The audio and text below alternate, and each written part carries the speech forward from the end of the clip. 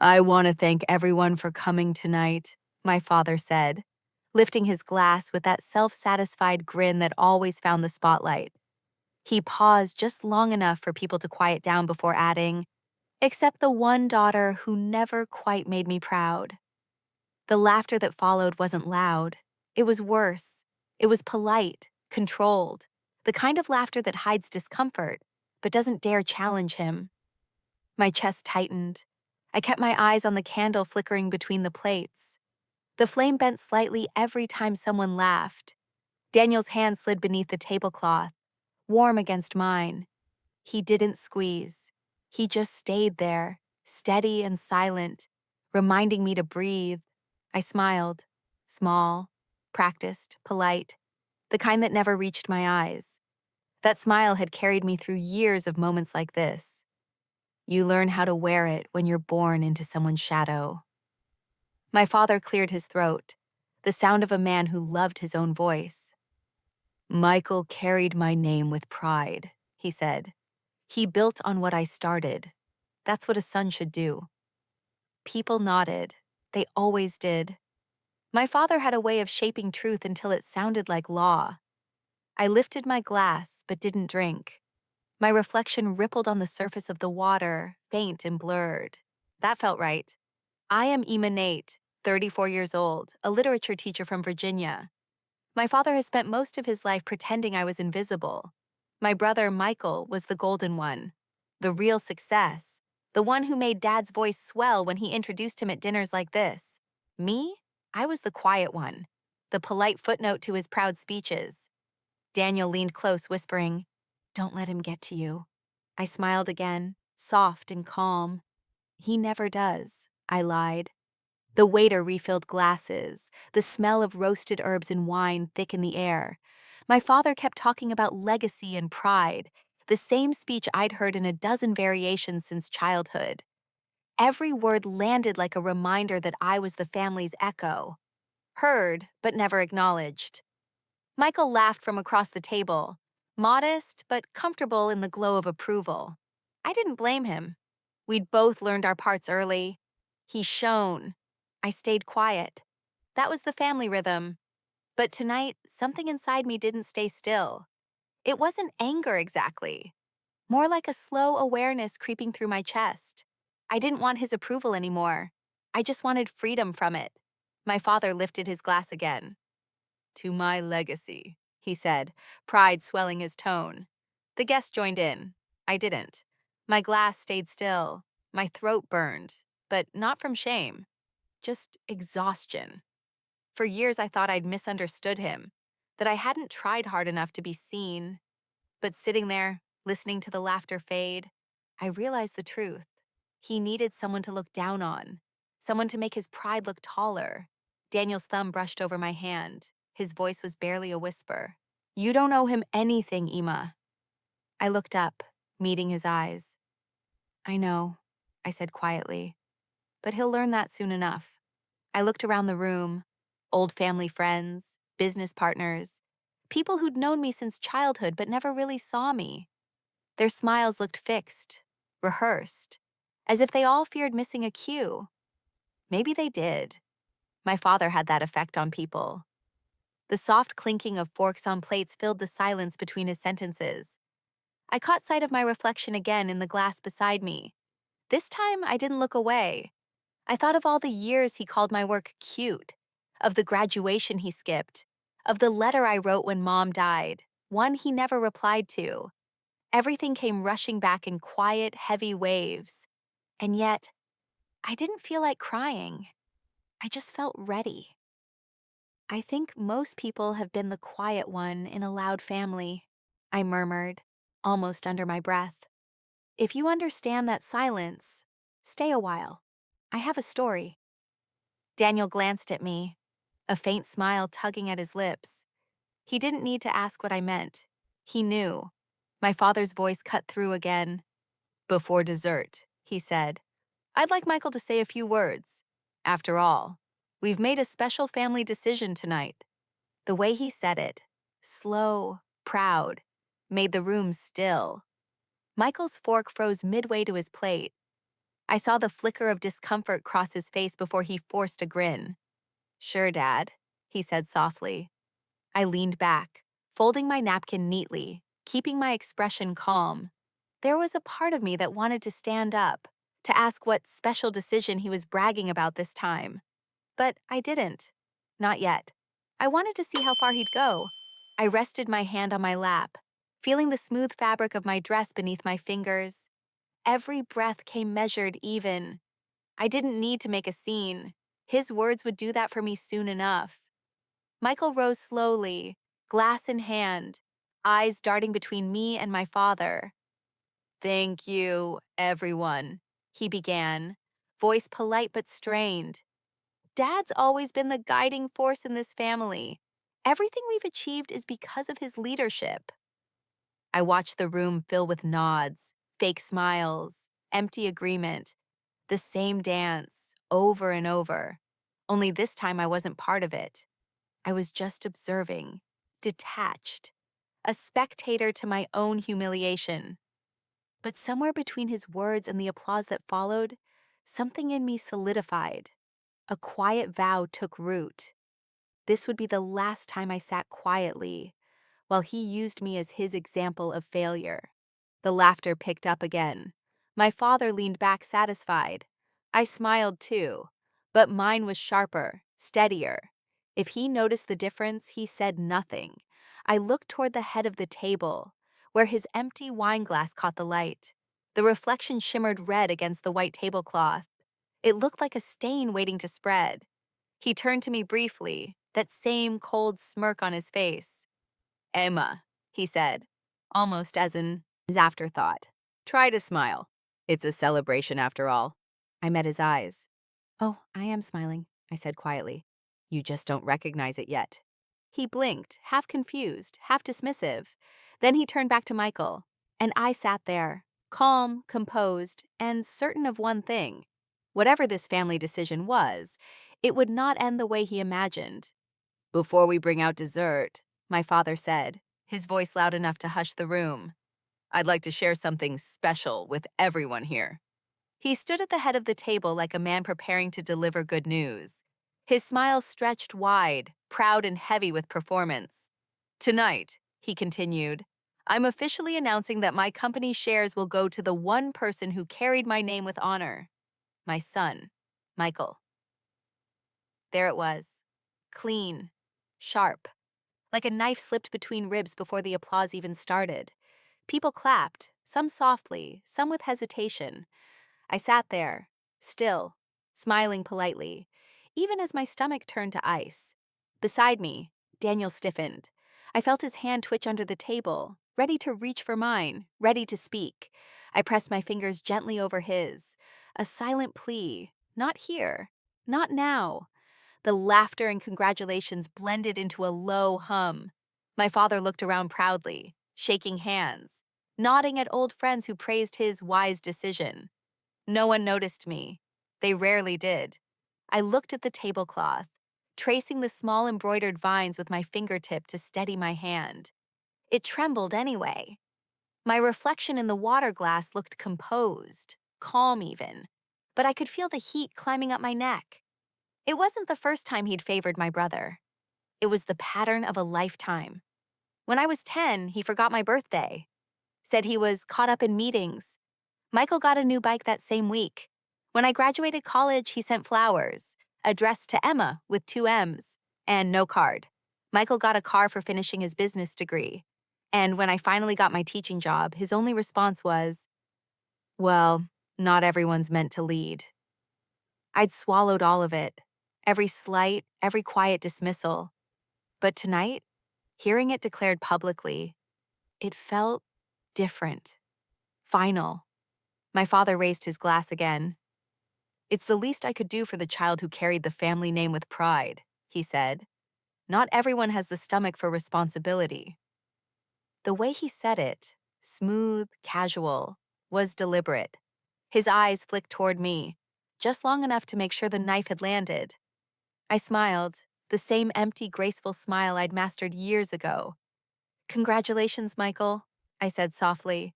He hesitated before nodding, guilt flickering across his face. "Thanks, Emma," he murmured. Daniel's jaw clenched so hard I could hear his teeth grind. He leaned close and whispered, "You don't have to take this." "I know," I said quietly, "but I will, for now." The room buzzed again with small talk and laughter. Forks tapped against dessert plates. No one saw the humiliation clinging to me like smoke. My father had built his reputation on control. Every conversation, every person, every detail. Tonight was no different. It wasn't about inheritance. It was about dominance. About showing everyone that Michael was worthy and I was not. I looked at my father, the man I'd spent my life trying to impress. He never yelled. He didn't need to. His power came through precision. The subtle way he praised one child while overlooking the other. The casual cruelty dressed as wisdom. He sat across the table, cutting into his cake like he hadn't just shattered me in front of 30 people. When he finally looked up, it was with a smile so faint it almost felt polite. "You understand, don't you?" he said. The table quieted again. He tilted his head slightly, his tone light, almost kind. "You were never built for business." I nodded once. "No, I guess not."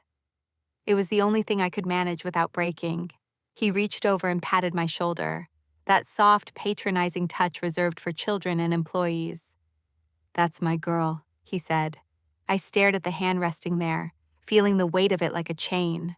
Michael looked down at his plate, not daring to meet my eyes. It was strange how even his guilt felt rehearsed. The night dragged on. Guests began leaving with handshakes and compliments. I smiled at every one of them, thanked them for coming, hugged the ones who meant well. Inside, I was numb. When the last guest walked out, my father stood, adjusting his jacket. "Good night, everyone. Michael, stay behind. I want to discuss next week's meeting." Of course he did. I walked toward the exit with Daniel. My heels clicked against the marble floor, each step sounding too loud in the quiet room. Outside, the cool night air hit me hard, clearing the fog from my mind. Daniel unlocked the car, then turned to me. His voice was low, calm, almost dangerous. "You know he's hiding something, right?" I looked at him, still gripping my clutch like a lifeline. "What do you mean?" He opened the car door slowly, his eyes never leaving mine. "That speech wasn't about pride," he said. "It was about fear. He's covering something up." For a moment, I didn't answer. The restaurant lights glowed behind us, warm and distant. I could still hear faint laughter from inside, like an echo of everything I'd endured. Then I exhaled, steady and slow. "Then let's find out what it is." When we got home, Daniel didn't turn on the lights right away. The quiet felt heavy, thicker than the night itself. He walked past me, straight to the small cabinet by his desk. Then he pulled out an old, worn folder, the edges bent, the label faded. "I found this months ago," he said, "when I helped your dad sort his retirement papers. I didn't think much of it then, but after tonight..." He handed it to me. The paper felt strange in my hands, heavier than it should have been. I opened it slowly, the way you open something you're not ready to see. Inside were several documents, yellowed slightly at the corners. The first page had my mother's name printed in neat black letters. Below it, mine. I froze. It was a trust agreement, the one my mother used to mention when I was younger. Her little safety net, she called it. Money she'd set aside for me, for my education or my future. It was supposed to be untouchable. But right there, stamped and dated, was a transfer authorization. The signature looked like mine. I stared at it so long that the ink seemed to move. "I didn't sign this," I said quietly. Daniel leaned closer, studying it under the lamp. "I know you didn't." His voice was calm, but there was something dark under it, something I'd never heard before. "When did he do this?" I whispered. "Almost 20 years ago," he said. "Right after your mom passed." The air left my lungs all at once. My hands trembled as I flipped through the pages. Legal terms, signatures, witness lines, notary stamps. every piece of it tidy, deliberate, irreversible. I could almost hear my mother's voice in the back of my mind, soft and steady, saying the same thing she always told me. Always read the fine print, sweetheart. I was 18 when she died. I never thought I'd have to read it for her. Daniel touched my shoulder.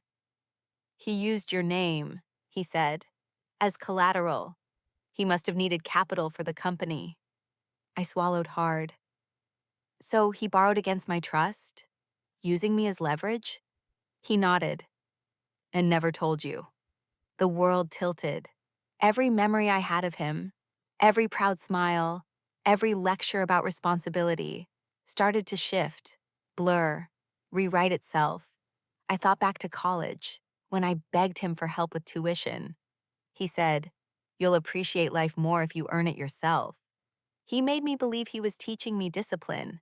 Now I saw it for what it was, a lie built to protect his pride.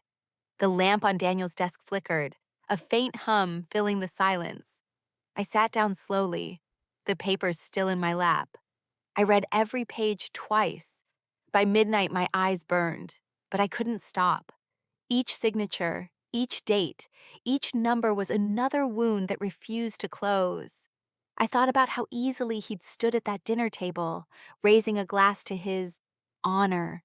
He'd stolen from me before he ever disowned me, and still looked me in the eye like I was the disappointment. Daniel brought me a cup of water, but I didn't drink it. I just sat there, tracing the handwriting, memorizing every curve of the forgery that carried my name. I wasn't even angry yet, just hollow, like someone had quietly erased an entire part of my life, and I was only now noticing the blank space. The clock ticked toward dawn, and light began to creep in through the blinds. I could see dust, floating in the air, soft and golden. Everything looked peaceful, except for me. I whispered into that empty room, barely louder than the hum of the lamp. He stole from me before he ever disowned me. I told myself it was just a visit, a simple morning drop-by, a polite excuse to return a jacket my father left at the restaurant. But as I drove down that old familiar street, I knew it wasn't about the jacket. It was about the folder sitting hidden in my dresser, the one that had kept me awake all night. The house looked the same. White siding, trimmed hedges, not a single thing out of place, just like him. I rang the doorbell and heard his footsteps before I saw him. When the door opened, he smiled like he'd been expecting me. "Emma," he said, cheerful in that hollow way he used when people were watching. "Didn't think I'd see you so soon after last night." "I was in the neighborhood," I said, holding out the jacket. "You left this at the restaurant." He chuckled, waving it off. "Ah, thanks, sweetheart. You always notice the small things." I stepped inside before he could change his mind. The air smelled faintly of coffee and furniture polish. Nothing had changed in years. The same photos lined the hallway. Michael in his graduation robe, Michael shaking hands with business partners, Michael standing beside Dad at the company building. I walked slowly, my eyes tracing the frames. Not one of me, not a single one. He followed behind me, voice light and easy. "I keep meaning to add a few new pictures, but you know how time gets away." I smiled faintly. "Yeah, it does that." In the kitchen, he poured coffee for both of us. His movements were slow, deliberate, as if the act of hosting somehow erased everything else. I watched the back of his hands, still steady, still sure, and wondered if those same hands had signed my mother's trust away without hesitation. I sat down at the table while he filled the silence with small talk. "How's work?" he asked. "Still teaching? Must be hard, dealing with kids all day for what, a modest paycheck?" I stirred my coffee, listening to the faint clink of the spoon. "It's steady," I said. "Honest work." He laughed under his breath. "Honest doesn't always pay the bills." For a moment, I said nothing. Then I looked up at him and said, "I guess it depends on whose bills you're paying." He blinked, confused for half a second, then smiled again, pretending he hadn't noticed the edge in my voice. He sat across from me, sighing like a man carrying the world's burdens. "Retirement's not as easy as people think," he said. Between the taxes, the upkeep, and your brother's business ventures, money flies out faster than it comes in. His words rolled smoothly, each one dipped in self-pity. He'd perfected this tone years ago, the voice of a martyr, the man who gave too much and was never thanked enough. I watched him talk, his face earnest and wounded, and I realized he'd always been this way. Every manipulation wrapped in concern, every betrayal dressed as duty. He used guilt like some people use charm, and it always worked. I let him go on for a while. The stories were different now, but the rhythm was the same: sacrifice, struggle, blame. When he finally paused to sip his coffee, I said softly, "You've always been good with money." He smiled, proud. I tried my best to provide. "I know," I said. "You were careful, even when it wasn't yours." The smile faded just a little. "What's that supposed to mean?" "Nothing," I said, standing up to refill my cup. "Just an observation." He studied me, suspicion flickering behind his calm eyes, but then he laughed, brushing it off. "You've got your mother's sharp tongue," he said. "I think I've got her memory too." He didn't reply. The quiet between us stretched, heavy and long. The ticking of the clock filled the room, each second louder than the last. Finally, he cleared his throat and changed the subject. "You should visit more often. Michael's kids miss their aunt." "I'm sure they do," I said. "Kids remember kindness." I stood up, rinsed my cup, and placed it in the sink. He walked me to the door, the same forced warmth in his tone. "Good seeing you, sweetheart. Don't be a stranger." I smiled at him, polite and cold. "I won't." As I reached for my purse on the counter, something caught my eye. A large white envelope half tucked beneath a newspaper. Across the front, in bold black letters, it read, "Trust Revision, pending signatures." My pulse slowed. I didn't touch it. I didn't need to. I just looked at it long enough to know it was real. He followed my gaze, quickly sliding the envelope under a stack of mail. "Paperwork," he said, too casually. "Nothing important?" "Of course," I said. I opened the door and stepped into the sunlight, the air sharp and cool against my face. He waved from behind me, that same easy grin in place. I didn't wave back. As I walked to my car, my hands stopped trembling. The anger was gone now, replaced by something quieter: certainty. He was lying, and this time I wasn't going to pretend I didn't see it. I met Ms. Harrow in a quiet corner of a small cafe downtown. She was older now, her silver hair pulled neatly into a bun, eyes sharp behind thin glasses. When she saw me, her expression softened, but there was something guarded in her smile. "Ema Nate," she said gently, extending her hand. "You look just like your mother." I felt my throat tighten. I've heard that before. We sat across from each other, a pot of coffee steaming between us. The smell reminded me of mornings in my mother's kitchen. Safe, warm, honest. This felt nothing like that. She reached into her leather briefcase and pulled out a manila envelope. "I wasn't sure if you'd come," she said. "I've kept these for years. Your mother trusted me." Her words carried weight, the kind that doesn't invite comfort. I nodded slowly. "I found out about the transfer." Her eyes flicked up, measuring my calm.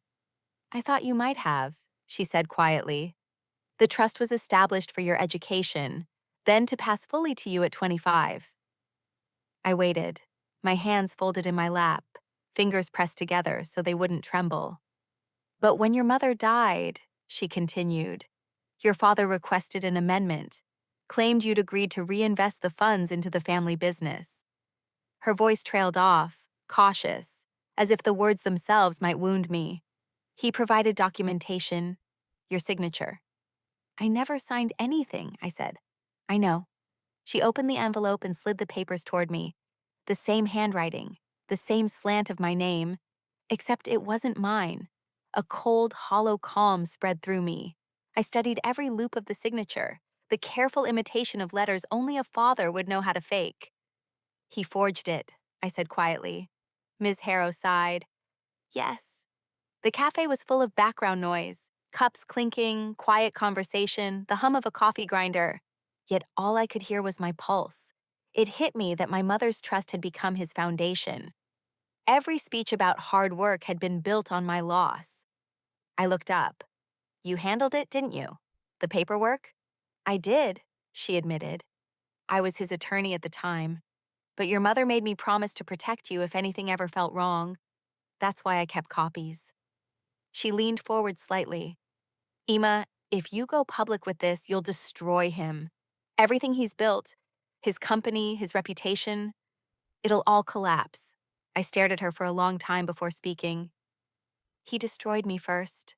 My voice came out soft, almost gentle, but it landed hard enough to silence the space between us. Ms. Harrow didn't reply right away. Her gaze softened, pity flickering in it. A kind of pity I didn't want. You're your mother's daughter, she said finally. She would have fought too. I nodded once, unable to speak for a moment. It wasn't victory I felt. It was grief, sharp and quiet, like a splinter that never healed. She folded her hands, her tone low. There's more you need to see. She pulled out another folder, newer, cleaner, with recent dates printed in the corner. These revisions were made within the last few years, she said, after your father retired. Someone else authorized changes. I frowned. Someone else? She hesitated. Your brother's name appears here. I blinked. Michael? Yes. His signature is on several of the newer documents. Whether he knew what he was signing, I can't say. I stared at the ink, my mind racing. Michael, who'd always taken Dad's side, always called me too emotional. Could he have known? Or had he just trusted the man who betrayed us both? My heart ached at the thought. I'd always assumed my father's cruelty ended with me. But maybe it spread further, disguised as loyalty, duty, or love. I leaned back in my chair, the coffee untouched between us. My hands were steady now. For the first time in years, I didn't feel small in the shadow of his decisions. I felt awake. Ms. Harrow watched me carefully. You need to think about what comes next, she said. Once this truth comes out, there's no going back. I gave a small, tired smile. I stopped going back a long time ago. She nodded, sliding the documents toward me. Take them, but be careful. The moment he realizes you know, he'll fight to bury it again. I met her eyes. Then he'll have to dig deep. I gathered the papers, folding them neatly, just like he used to do when teaching me order and control. It almost made me laugh. As I stood to leave, she reached for my wrist. Emma, she said softly, you don't have to forgive him. Not this. I looked down at her hand and smiled faintly. I know. Walking out of that cafe, I could feel the weight of truth pressing against my chest. Heavy, but cleansing. And somewhere inside me, something shifted. It wasn't just anger anymore. It was clarity. Have you ever loved someone enough to forgive theft? Until you realized it wasn't money they stole, but your worth? I met Michael at the cafe near the office park where he liked to be seen. He walked in wearing that same crisp shirt and charm combination, the kind that made strangers trust him instantly. When he spotted me, his grin widened. Emma, this is a surprise. Thought I'd congratulate you, I said. Big inheritance. Must feel good. He laughed, a little too easily.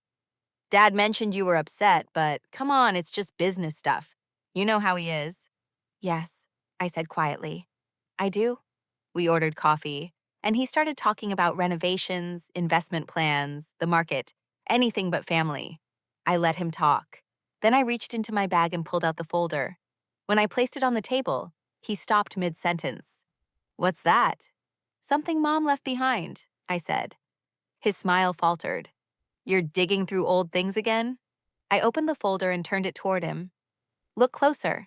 His eyes scanned the papers, and I watched the color drain from his face. He read faster, his lips pressing together, a small twitch at the corner of his jaw. Where did you get these? He asked. They were with her lawyer. You signed one of the revisions. He froze. Emma, I didn't know what I was signing. Dad said it was company paperwork. I didn't read it. I leaned back. That sounds familiar. He rubbed the back of his neck, staring at the document as if it could explain itself. Dad said it was an internal adjustment. He told me Mom's trust had already been handled. I didn't question it. Because you trusted him, I said. He nodded slowly, his voice smaller. He's our father. I thought he'd never.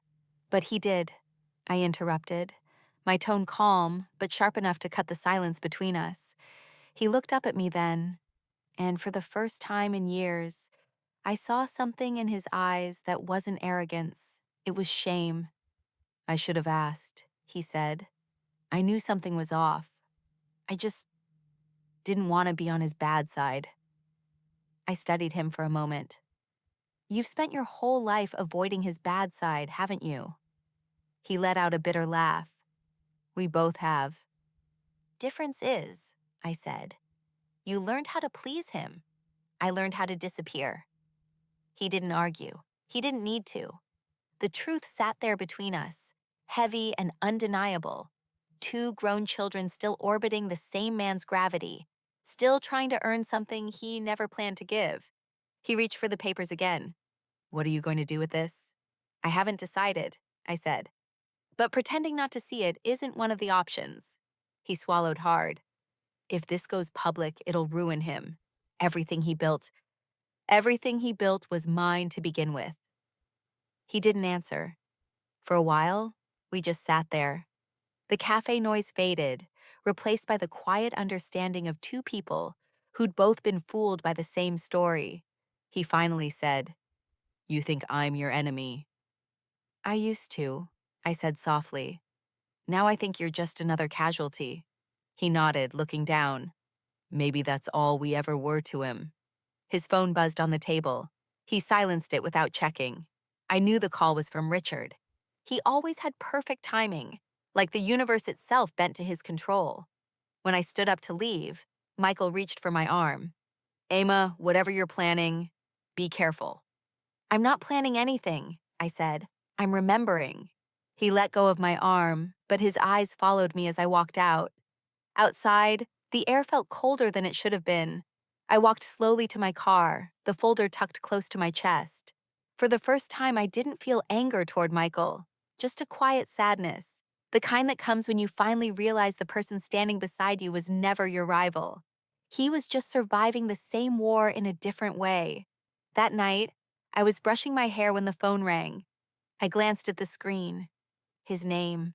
I almost ignored it, but something in me needed to hear what he'd say. When I answered, his voice was calm, too calm. You've been asking questions, Richard said. Yes, I replied. Stop. The line went dead before I could speak. I sat there in the dim light, staring at my reflection. For once, I didn't feel small. I felt seen. And that was exactly what he was afraid of. I replayed his voicemail 3 times before I saved it. His tone was calm, deliberate, almost rehearsed, the kind of calm that always came before cruelty. Emma, he said, you're angry, and I understand that. But I need you to remember who made you who you are. Don't make this harder than it has to be. Let's not turn family into enemies.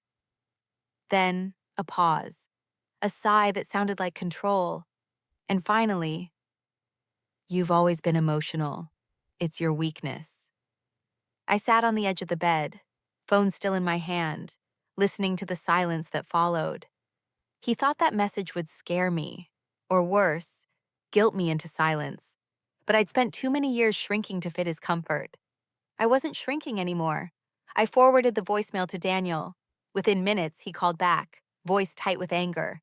Emma, this is a threat. You need to report it. It's not a threat, I said quietly. It's a reminder. He's reminding me that he still thinks he owns me. That's exactly why you need to go to the police.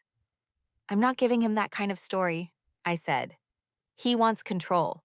I'll take that from him, not his freedom. There was a pause on the line. I could hear him exhale, slow and worried. You can't fight him alone. I'm not fighting him, I said. I'm teaching him what silence feels like. He didn't understand it yet, that sometimes the absence of noise hurts more than shouting ever could. After I hung up, I placed my phone on the nightstand and sat still, the kind of stillness that doesn't feel like peace, but like power waiting to move. For the first time, I wasn't afraid of him calling again. I almost wanted him to. Every word he said now would serve me later. His voice, the same one that once silenced me, was about to expose him. I opened my laptop to clear my inbox, my eyes heavy from the day. When I saw it, an email, no subject line, no name, just one attachment. I hesitated before opening it. Inside were scanned pages, official documents, banking forms, signatures, and at the top corner, the name that didn't belong to him. ML Trust Holdings. My mother's initials. The air around me seemed to thin. Each page showed transactions dated years after her death. Offshore accounts, balances, transfers. Money moved quietly, just like he taught me people should never find out about.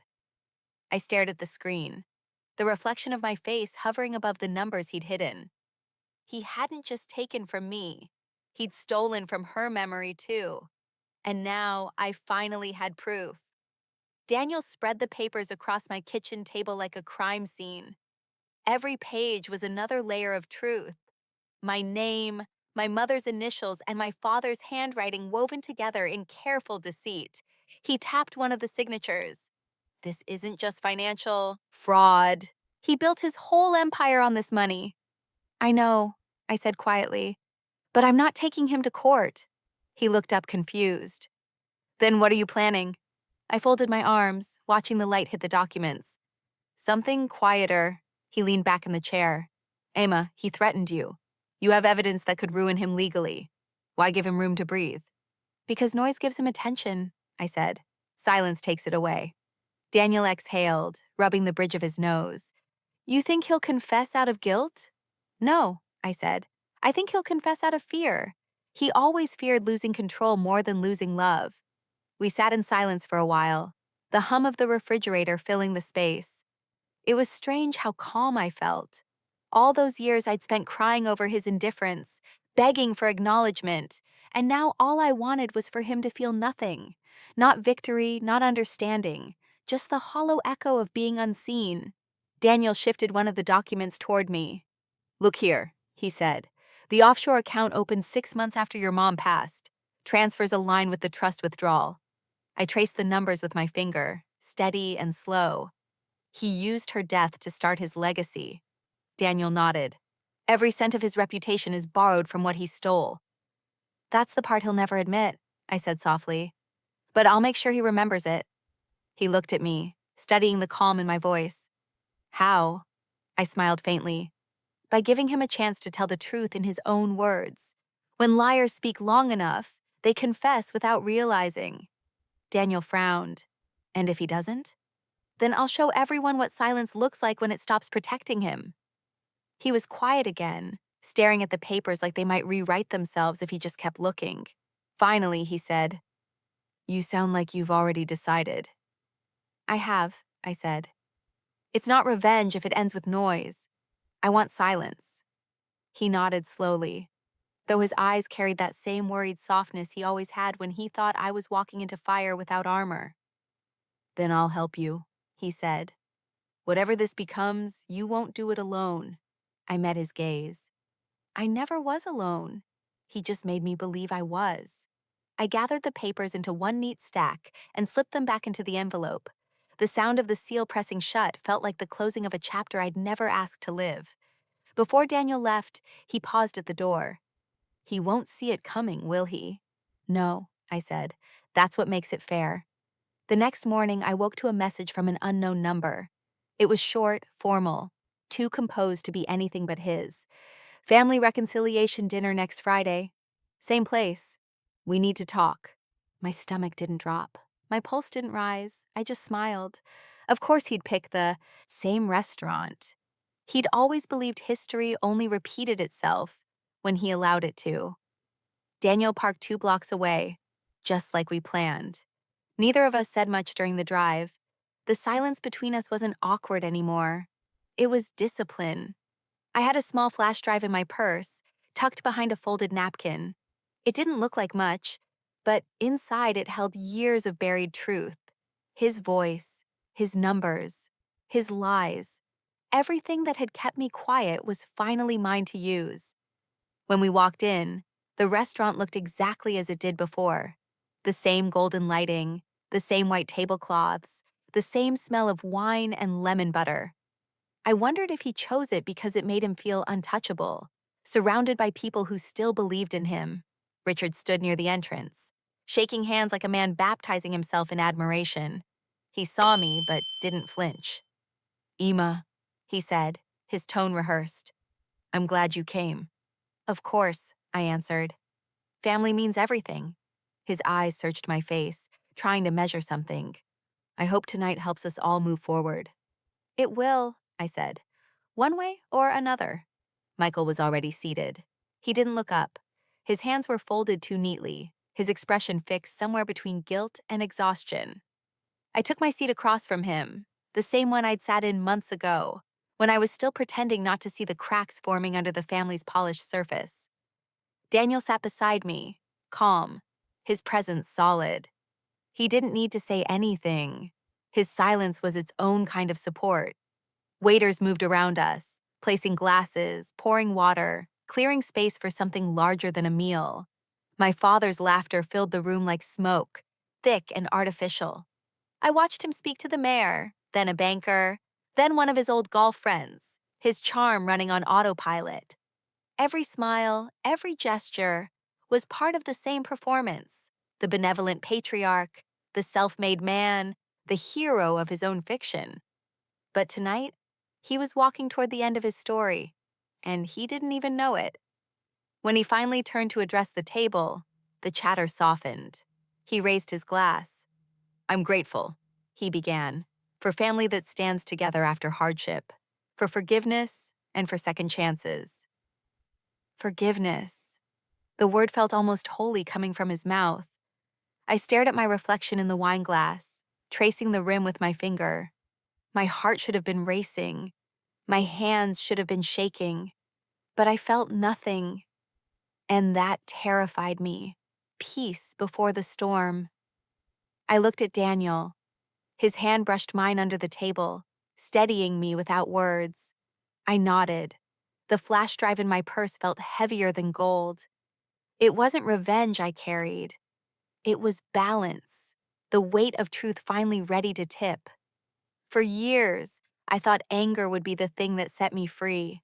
But sitting there, listening to him charm the room, I realized something quieter had taken its place. Peace, cold, absolute peace. The kind that doesn't shout or break things. It just stops waiting. What would you do if the moment you waited your whole life for finally came, and you weren't angry anymore? I heard the faint hum of the speakers turn on. A waiter adjusted something behind the bar. The microphone clicked. Richard turned toward it with that same confident smile he'd worn all his life, the one that could convince anyone he was the hero. He cleared his throat, tapped the mic once, and said, "Thank you all for being here tonight. There's something I'd like to share." The sound echoed softly through the room. And just like that, the stage was his, for the very last time. He started the way he always did, steady, certain, rehearsed. "Family is built on sacrifice," he said, smiling toward the crowd. Michael understood that. He carried the weight when others couldn't. There it was, the same old script. I watched his lips move, each word perfectly placed, each lie wrapped in grace. He didn't look at me until the applause began. Then, almost as an afterthought, he added, "And of course, Emma's here too. She's always been spirited." Laughter rippled around the table. I didn't blink. For a moment, the sound blurred. The glasses clinked, forks touched plates. People smiled because they were supposed to. He basked in it, the admiration, the control, the illusion that no one ever saw through him. But Daniel did. I saw his hand tighten around his napkin, his jaw set. He waited until the last clink of glass fell quiet. Then he stood. At first, no one noticed. Then the room fell still, that kind of silence that feels like gravity shifting. Daniel's voice was calm. "Your wife's trust never belonged to you, Richard. And everyone in this room is about to know why." It was just one sentence, but it changed the air completely. A single truth dropped like stone into still water. Every face turned, every smile vanished.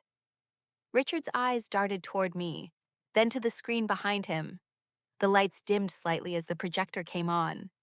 It started with numbers, account balances, dates, transfers. Then her name, my mother's name, glowing across the wall like something sacred finally unearthed. I heard gasps. Someone whispered, "Is this real?" It was. Every page of it. The forged authorization, the signatures, the offshore accounts marked under her initials. I didn't look away. His face drained of color, but his expression stayed locked in that same false calm, the kind that cracks if you breathe too hard. He said nothing while the truth played out behind him, page after page, every click of the slideshow stripping another piece of his armor. The man who spent his life controlling the narrative was finally watching it escape his hands. Michael's chair scraped against the floor. He stood, halfway, then froze, torn between loyalty and disbelief. Someone at the next table whispered his name. The noise grew soft but restless. Confusion, murmurs, a low hum of realization. Every person who once praised him now stared at him like a stranger. Richard finally spoke, his voice low and raw. "You think this will end me?" I leaned closer, my voice calm, steady, final. "No," I said. "You will." He stared at me for a long moment, but there was nothing left for him to say.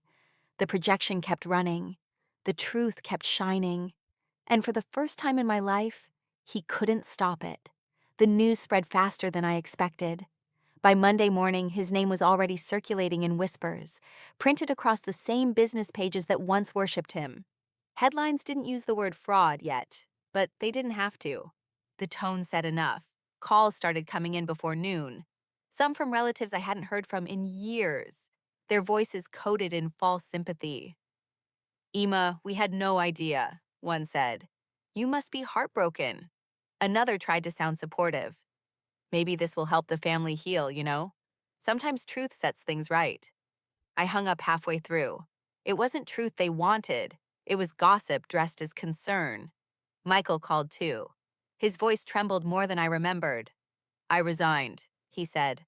"I can't defend him anymore."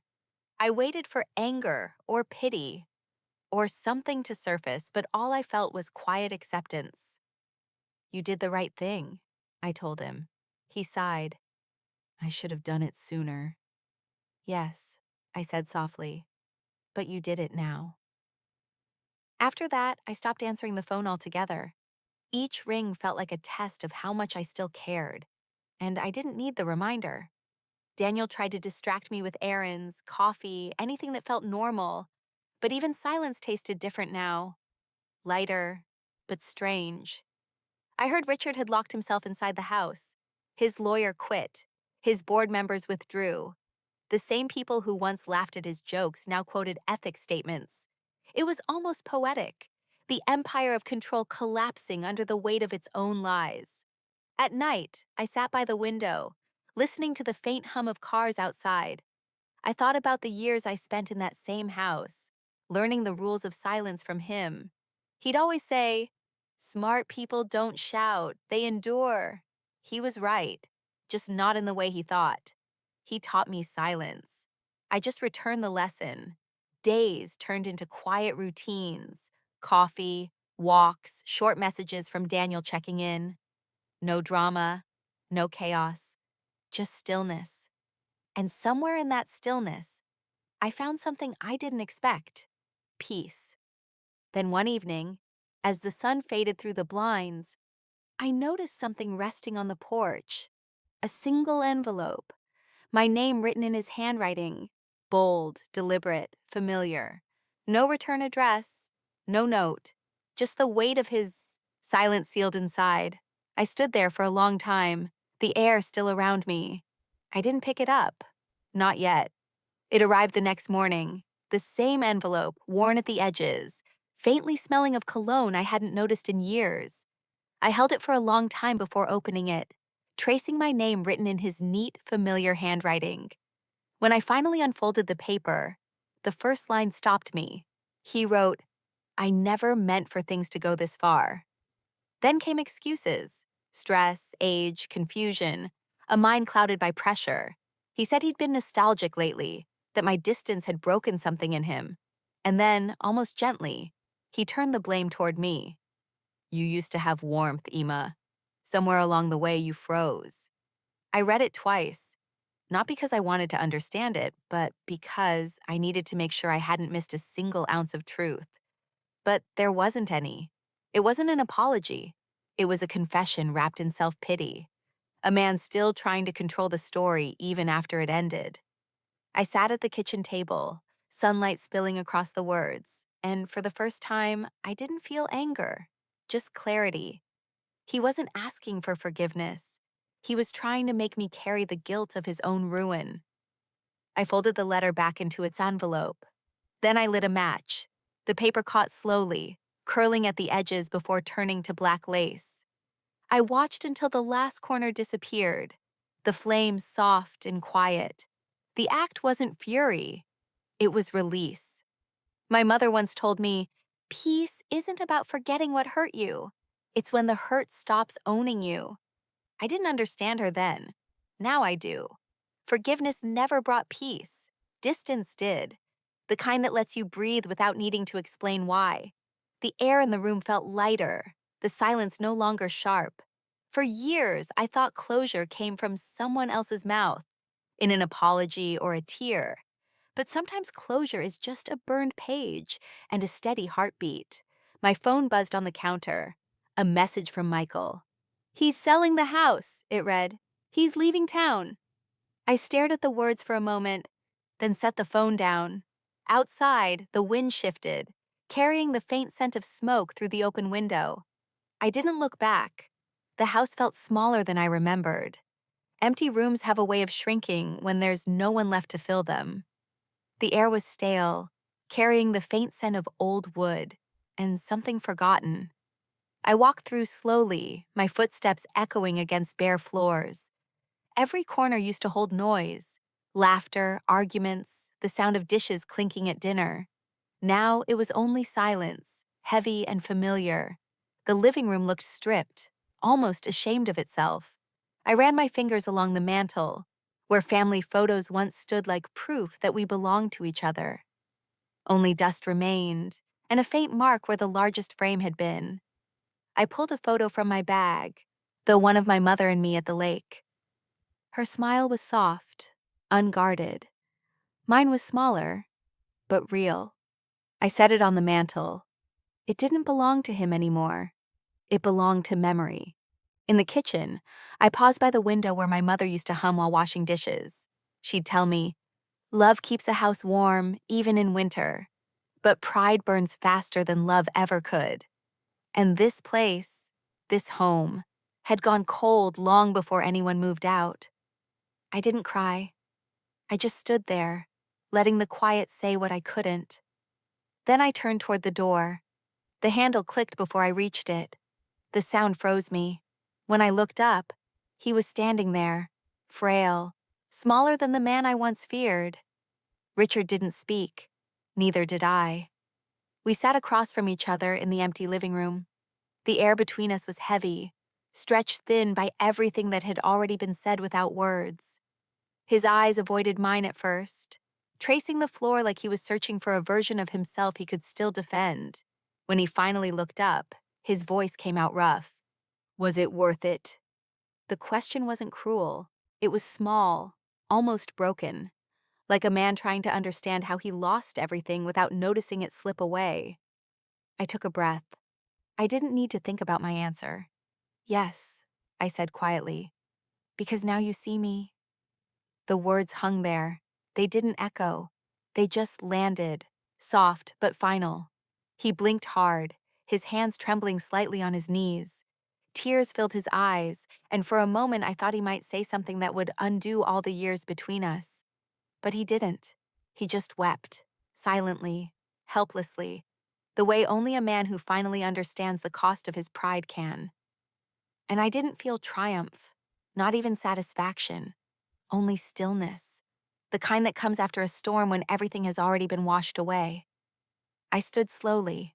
My voice was steady, almost gentle. "You could have been proud, Dad," I said. "That was all I ever wanted." He didn't look up, and I didn't wait for him to. There was nothing left to save, and that was okay. When I stepped outside, the dawn light brushed across the yard, pale, quiet, forgiving. For the first time in years, I felt the weight lift from my chest. Not victory, not joy, just freedom. And for now, that was enough. Weeks passed quietly. The noise faded, not because the world stopped talking, but because I stopped listening. Daniel and I found a small house near the coast. Nothing fancy, just windows that caught the light, and a porch that smelled like salt and new beginnings. I started writing again. Not about him, not about what was lost, but about mornings that didn't demand anything of me.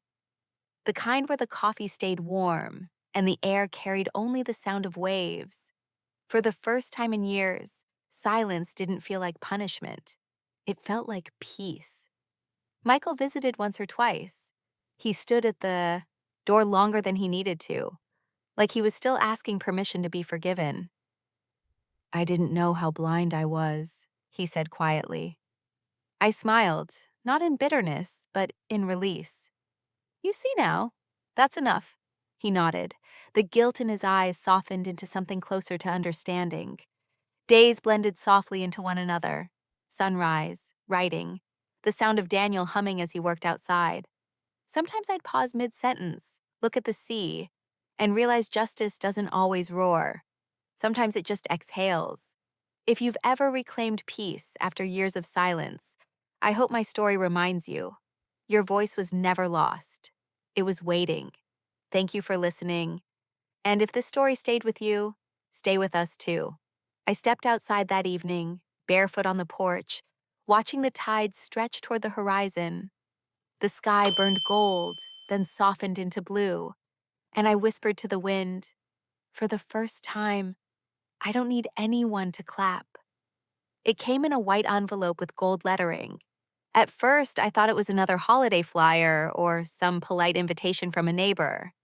But when I opened it, I froze. The restaurant's name shimmered across the top, the same one where everything once ended. It was an invitation to a charity dinner, hosted in my name. The EMA Grant Fund for Women in Transition. My breath caught somewhere between disbelief and quiet awe. At the bottom, in small print, it said, "Anonymous donor." I didn't need to ask who. There was only one man who'd hide behind generosity like a curtain. And for the first time, the thought didn't sting. It just settled. I stared at the invitation for a long while, the paper warm between my fingers. I remembered that night, the laughter, the lies, the way my name had been spoken like an afterthought. That room had once stripped me bare. Now somehow, it was offering me back a piece of my dignity. Daniel found me standing by the window. "What is it?" he asked. I handed him the envelope. He read it quietly, then looked at me, cautious. "Are you going to go?" I smiled. "No, I don't need to." He nodded once, understanding without another word. That evening, I sat outside as the sky turned lavender over the sea. The sound of waves blended with distant laughter from the boardwalk. It felt strange. The world had moved on, and so had I. I wasn't angry anymore. I wasn't waiting for an apology. Sometimes people break you in rooms they never return to, and sometimes those same rooms find a way to whisper something softer back. Not to fix you, but to remind you that the story didn't end there. I thought about him, about the man who built everything except peace.